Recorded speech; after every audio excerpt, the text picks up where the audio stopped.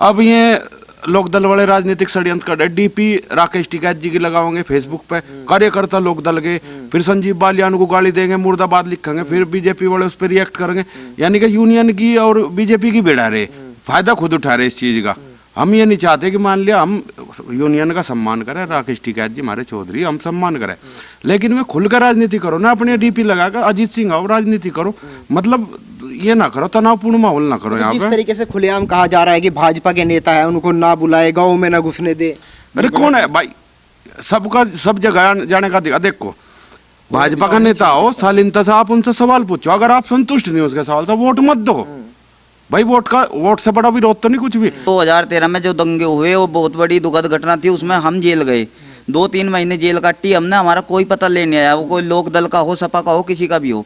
एक संजीव बालियानी ऐसे है जो हफ्ते में 2 बार हमारा पता लेना है, और उनकी वजह से आज हम जेल से बाहर है, नहीं तो अब तक हम जेल में ही सड़ते। हर गांव में फर्जी मुकदमे किए गए, थाने में कहीं भी मतलब कहीं भी सुनवाई नहीं थी, जहाँ भी गए फर्जी मुकदमे कर दिए गए, उसमें SIT की जांच में सब फर्जी हुआ, जेल पहुँच गए। कोई हमारे बीच कोई भी किसी पार्टी या किसान नेता कोई हमसे मिलने नहीं आया, कोई भी नेता, सिर्फ संजीव बालियान जी हमसे मिलने आए, हमारा हाल जाना। उसके बाद हमारे कोर्ट कचहरी में जो भी वकील उसके बाद मतलब जो बीच में इंफॉर्मेशन वगैरह में लेते रहे, पता लेते रहे, हमारे टच में रहे तब तक। अब आज तक 7 साल उन्हें हो चुके हैं, अब तक हमारे टच में है, वो हमारा पता ले रहे हैं इस बीच में क्या हो रहा है क्या नहीं हो रहा है। विपक्ष का कोई नेता, अपने आप किसान नेता बताओ या कुछ बताओ, हमारे पास नहीं आया है, हमारा हाल जानने नहीं आया है। दोस्तों नमस्कार, इस वक्त हडोली में हम मौजूद हैं। आपने देखा होगा जो संजीव बालियान है लगातार उनका विरोध हो रहा है। अब सवाल ये उठता है कि जाट नेता तो और भी है, सत्यपाल सिंह भी है, लेकिन सबसे ज्यादा विरोध संजीव बालियान का ही क्यों हो रहा है, इसी मुद्दे पर आज बातचीत करेंगे। आपने देखा होगा पहले भैंसवाल में विरोध होता है, फिर सोरम में जो घटना हुई, आरोप लगता है कि संजीव बालियान जी जो है अपने साथ बीजेपी के गुंडे बताए जा रहे हैं उनको, कि शुरुआत उन्होंने की। यहाँ पर तमाम लोग हैं, उनसे बातचीत करेंगे। अच्छा मुझे एक बात बताइए, जिस तरीके से संजीव बालियान का विरोध हो रहा है, क्या कारण है इसके पीछे? देखिएगा, संजीव बालियान सर्व समाज के नेता हैं, जमीन से जुड़े हुए नेता हैं।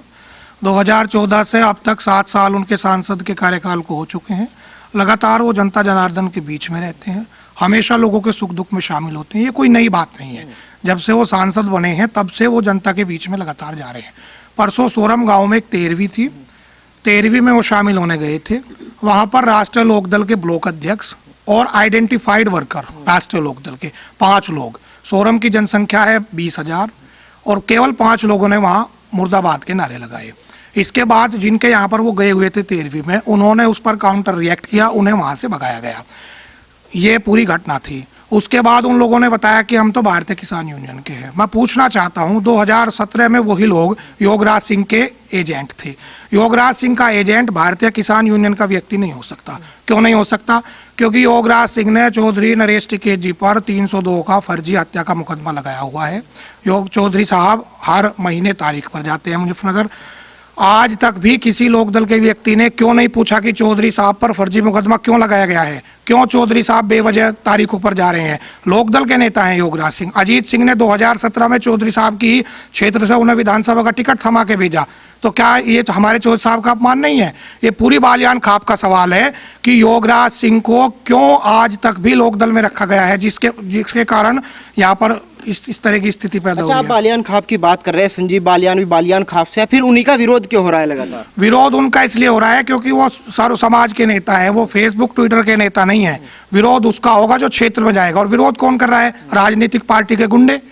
यदि हमारे यहाँ राजपाल बालियान आते हैं, लोकदल के पूर्व विधायक हैं, तो हम 2 कदम आगे बढ़कर उनका अभिवादन करते हैं, नमस्कार करते हैं, उनसे बातचीत करते हैं, उनका सम्मान करते हैं। ये काम तो हम भी कर सकते हैं। भारतीय जनता पार्टी के 4-5 कार्यकर्ता काले झंडे लेकर खड़े हो सकते हैं, सपा लोकदल के नेताओं को दिखा सकते हैं, लेकिन ये हमारे संस्कार नहीं है। हम राजनीति करते हैं, संस्कारों की करते हैं, हम सबका सम्मान करते हैं। संजीव बालियान का इसलिए विरोध हो रहा है कि राजनीतिक पार्टी के लोग विरोध कर रहे हैं, और दूसरी बात, संजीव बालियान लगातार क्षेत्र में रहते हैं। यदि संजीव बालियान दिल्ली में रहे, एसी की कोठी में रहे, कौन उनका विरोध करेगा? कौन? संजीव बालियान ने कहा कि मस्जिद से अनाउंसमेंट हुआ। अब सवाल ये उठता है कि मस्जिद से अनाउंसमेंट क्यों होता है, क्या मनसत है इसके पीछे? मस्जिद से अनाउंसमेंट करवाने वाले यही लोग हैं। 2013 के जब मुजफ्फरनगर के दंगे हुए थे तो मस्जिदों से ये अलाउन होता था। सोरम गांव में तोड़ फोड़ हुई, हत्याएं भी हुई, सोरम गांव में के लोगों पर फर्जी मुकदमे भी दर्ज हुए।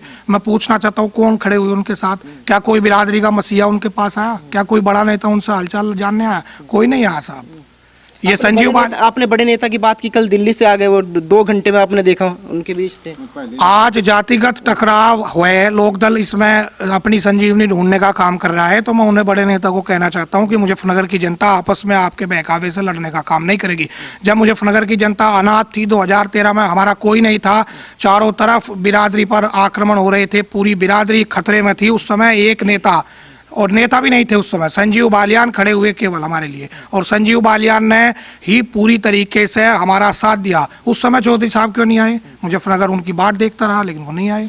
अच्छा, आपने देखा जिस तरीके से लगातार संजीव बालियान का विरोध हो रहा है, क्या लग रहा है कि कहीं जो 2022 में चुनाव है, फिर 24 में चुनाव है, ऐसा तो नहीं कि संजीव बालियान की जड़ें यहाँ पर हिल गई है? जी ऐसा कुछ नहीं है, तो ये तो माहौल है, लोक दल वाले माहौल को बिगाड़ रहे हैं। ऐसा कुछ नहीं है, संजीव बालियान 2024 में फिर से जीतेंगे, सभी उनके साथ है और कुछ नहीं है।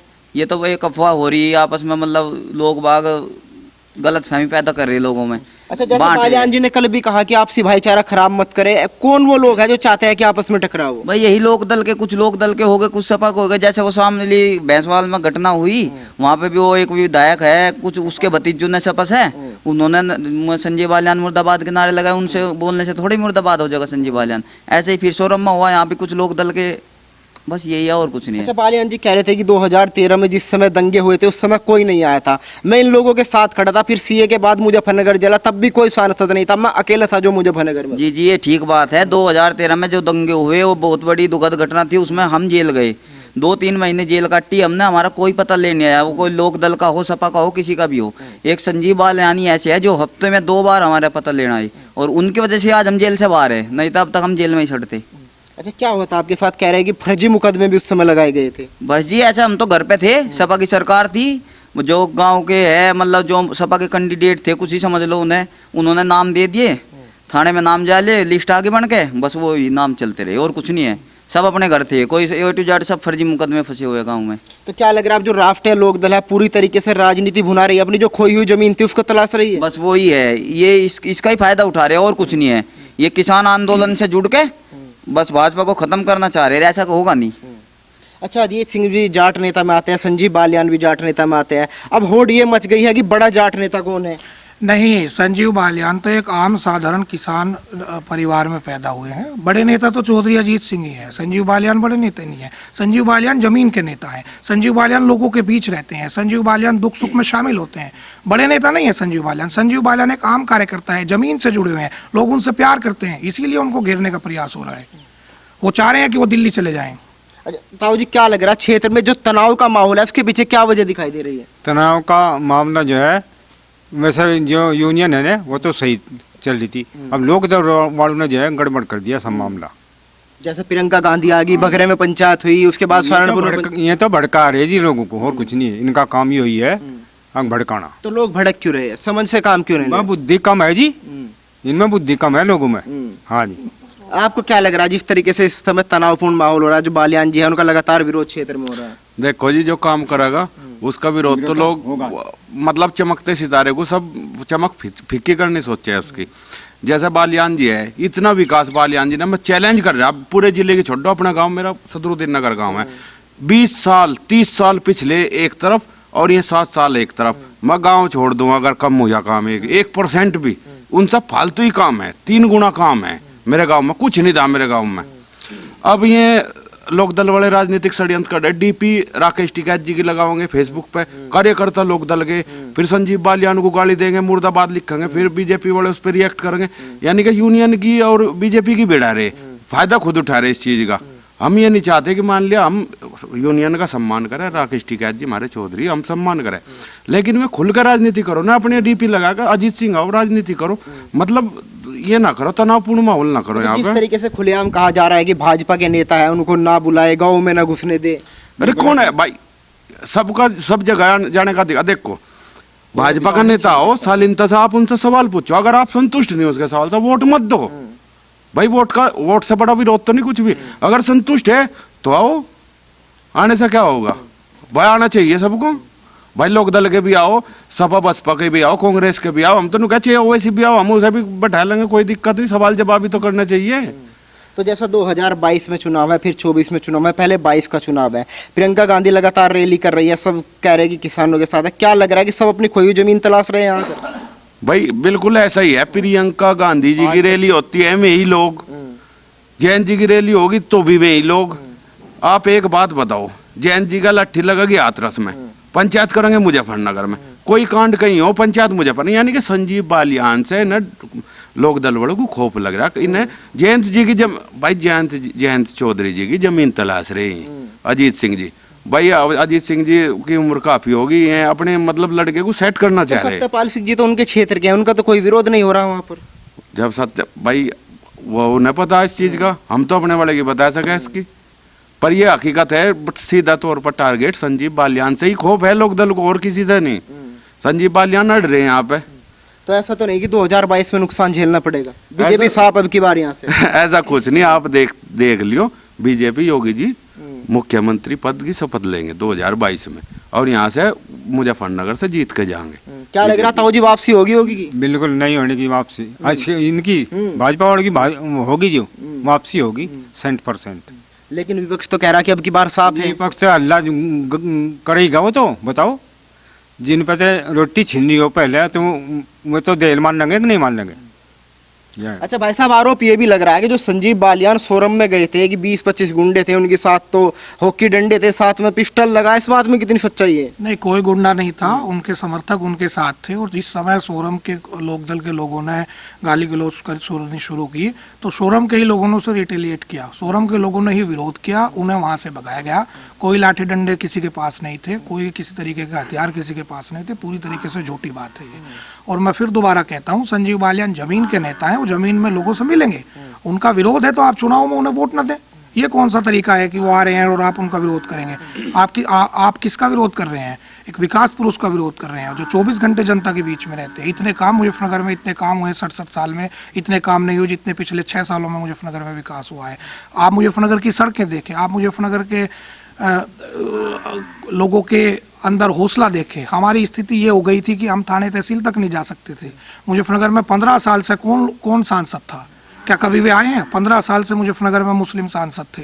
इस बार संजीव बालियान सांसद है, तो 15 साल से क्या कोई सांसद किसी के यहाँ आया? आप सवाल करिए, क्या अजीत सिंह या कादिर राणा या मुनव्वर हसन या सईदुज्जमा जो पहले हमारे सांसद रहे हैं, क्या किसी के यहाँ दुख सुख में शामिल हुए हैं? क्या क्षेत्र में कभी आए हैं? जो क्षेत्र में आ रहा है उसका विरोध, ये तो कौन सी बात हुई? माहौल खराब करने की कोशिश क्यों की जा रही है? जिले का माहौल इसलिए खराब करने की कोशिश की जा रही है कि खोई हुई जमीन को वापस पाने का इनका षड्यंत्र है। ये बिल्कुल सफल नहीं होगा। पूरी तरीके से मुजफ्फरनगर की जनता संजीव बालियान के साथ है, भारतीय जनता पार्टी के साथ है। संजीव बालियान इस जिले के विकास पुरुष हैं। उन्होंने 67 सालों में इतना काम नहीं हुआ जितने अपने 6 सालों के कार्यकाल में उन्होंने यहाँ पर काम किया है। लेकिन जिस तरीके से RLD अब पूरी तरीके से किसानों के समर्थन में उतर चुकी है, जयंत चौधरी वहाँ पे मथुरा में पंचायत कर रहे हैं, जगह जगह जाकर पंचायत कर रहे हैं, आपको नहीं लग रहा इसका फायदा मिलेगा? मैं एक बात कह रहा हूँ, 1986 से भारतीय किसान यूनियन बनी है और शायद 1986 से ही Ajit Singh member of parliament रहे हैं। 2014 तक वो रहे हैं। 2014 तक भारतीय किसान यूनियन ने तमाम आंदोलन किए, काफ़ी लोग उसमें शहीद भी हुए, लाठीचार्ज भी हुआ, गोलियां भी चली। अजीत सिंह ने कौन से दिन इस्तीफा दिया? अजीत सिंह कौन से दिन उनके साथ खड़े हो गए? अजीत सिंह ने क्या उनके लिए स्टैंड लिया? ये कोरी राजनीति चमकाने की बात है और इसके अलावा कुछ नहीं है।